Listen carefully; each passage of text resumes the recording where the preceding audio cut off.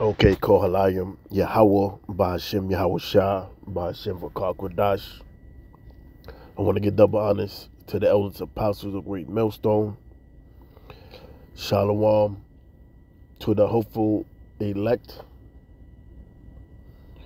My name is Lamadia, and this video is gonna be a response to the elder Apostle Gabar video entitled "Watch Out for the Holier Than Thou Crew," and it reads on from the channel Daily Edification 4. So, like I said, this will be a response or land back, because within the video, Elder Apostle Gabar spoke about being civil, and I just want to land back on that topic. So what I have, or what I screenshot, was the definition of impulsive, because impulsive and being uncivil is interchangeable, because when you have civil, you have order, you have peace. Okay, and the scripture speaks about being civil, being peace, being in order. So now what I want to do is read the definition impulsive. Now I'm going to read impulsive. It says adjective. If you describe someone as impulsive, you mean that they do things suddenly without thinking about them. So, let me read that again. You mean that they do things suddenly without thinking about them carefully first. So, a person that is impulsive is a person that responds to matters without giving it any thought. That's what make it impulsive, because they acting out of impulse or emotion. Someone do something and you respond out of emotion, whether it be out of anger or being sad.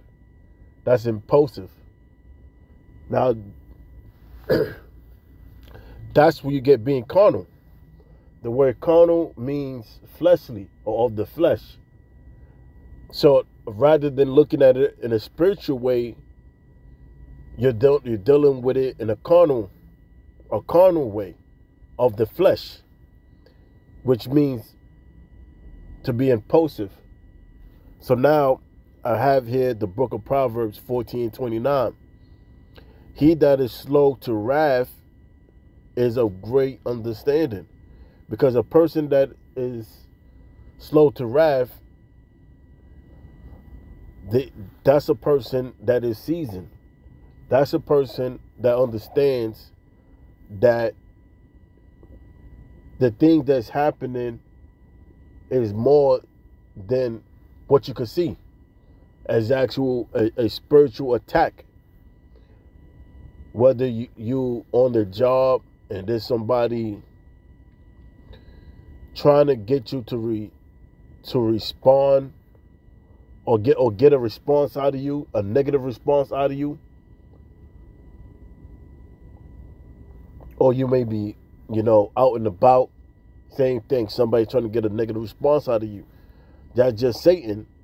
And these people that are round about, they open vessels to Satan, because we already live life on the edge as it is, and a lot of times we have things that may be going on, and Satan,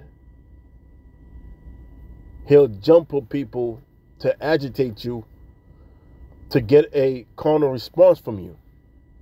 But that's when you exercise the scriptures. And that's how you fight back this spiritual battle. That's why the scriptures reference the word as being weapons of war. And also reference it as being a shield and a buckler. Excuse me. Because our defense is from Yahweh Ba'ashem Yahweh Shah and the scriptures. Now I read that part again. He that is slow to wrath is of great understanding, but he that is hasty of spirit exalteth folly. And one of the examples that the elder apostle Gabar made was how we deal with other Israelite groups. If you have to pass or cross path with another Israelite group that's not affiliated with GMS, you don't have to be hostile with these guys, because at the end of the day, they still Israelites. And depending on their approach, if they come peacefully, you deal with them as, peacefully. If they say shalom, they recognize you, you say shalom back. That's it. You deal civilly. We're not saying you go, have a drink with them at the bar. We ain't saying do all of that. You just deal with them civilly.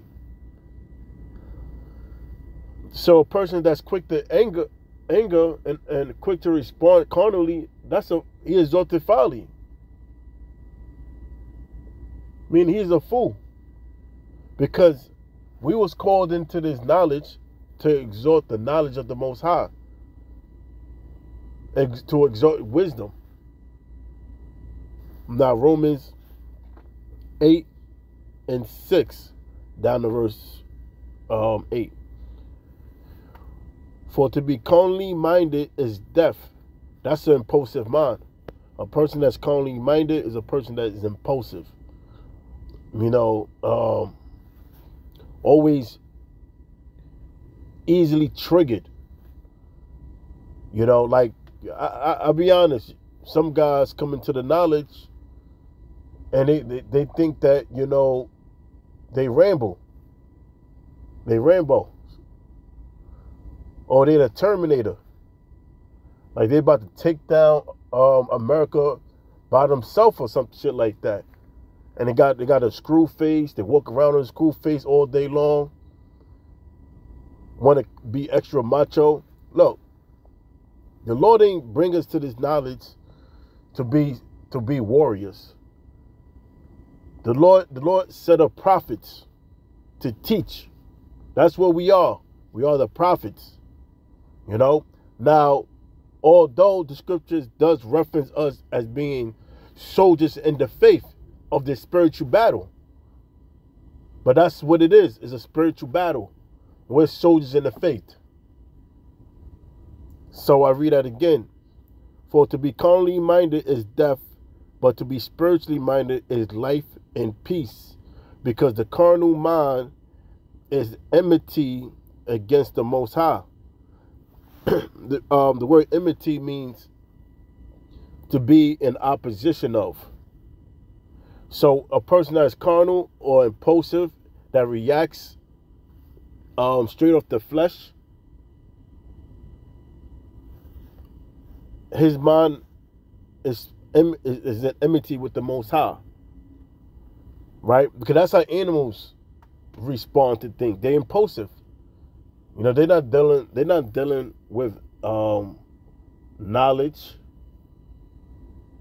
Most High installed that into man. They're not logic, dealing with science and math. That was given to man, not animals. So animals are impulsive. That's how they live. Don't tell me that animals are more civil than you. So, verse 7, because the carnal mind is enmity against the Most High, for it's not subject to the law of the Most High, neither indeed can be. So then, they that are in the flesh cannot please the Most High. Philippians 2 and 3. Let nothing be done through strife. Strife is contention. You're dealing with another brother, but Everything you do is contentious. You know, you constantly looking for an argument, or you constantly looking to get one up on the next person. You constantly in competition. That's a strife. That's being in strife. So it said, let nothing be done through strife or vainglory. That's another thing. That's vainglory. You know, when you deal with the brothers, you should not. It's sad. You would think you would have to have the conversation, but apparently we do. Dealing with brothers, you're supposed to deal with them as such, brothers. You ain't supposed to be, dealing with them like you're dealing with an Edomite or something. You deal with them as brothers. You deal with them accordingly.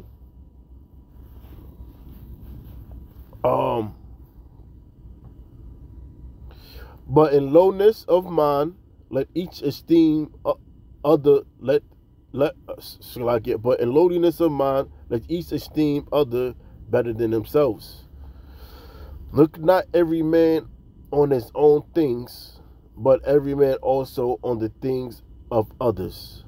Let this mind be in you, which was also in Yahushua. And there we go. Yahushua has set forth the perfect example how to be a brother, how to serve Yahweh Shem Yahushua. What mind frame to carry out being in the truth. So Romans 12:17. Recompense recompense to no man evil for evil. What does that mean? Going for tiff and taff. Responding to petty shit with more petty shit. That's what women do. That's not of the Most High. Now it said, provide things honest in the sight of all men. If it be possible, as much as life in you, live peaceably with all men. That's being civil. And it says, dearly beloved, avenge not yourselves, but rather give place unto wrath. For it is written, vengeance is mine, I will repay, saith the Lord. So if something occurs, something happened to you, you get mistreated, you pray to the Most High, rather than you trying to respond to the matter on your own. Because vengeance belongs to the Most High. You send up that prayer, and the Most High will deal with it. That's it. Therefore, if thy enemy hunger, feed him. If he thirst, give him drink. For in so doing, thou shalt heap coals of fire on his head. Now, in this case, when it speaks about your enemy, it ain't talking about Edomite or any other heathen. The enemy is talking about a brother in the faith, another believer. Meaning, you may have two parties that may be believers, but the thing is, they may have two different personalities or clashing personalities, but that don't make them not righteous. It's just that their personalities may not connect. That's all. But you still deal with each other as brothers. Now it says, for in so doing, I read that, verse 21, be not overcome of evil, but overcome with good. So good means righteousness. That's where we get the word God from. Like when you say goodbye, the word or the term goodbye is short for God be with ye. So the word good means God or godly. So I'm going to close with that. And I'm going to say, Kohalayim Yahweh, Ba'ashem Yahushua, Ba'ashem Rakah Kodash, Shalom.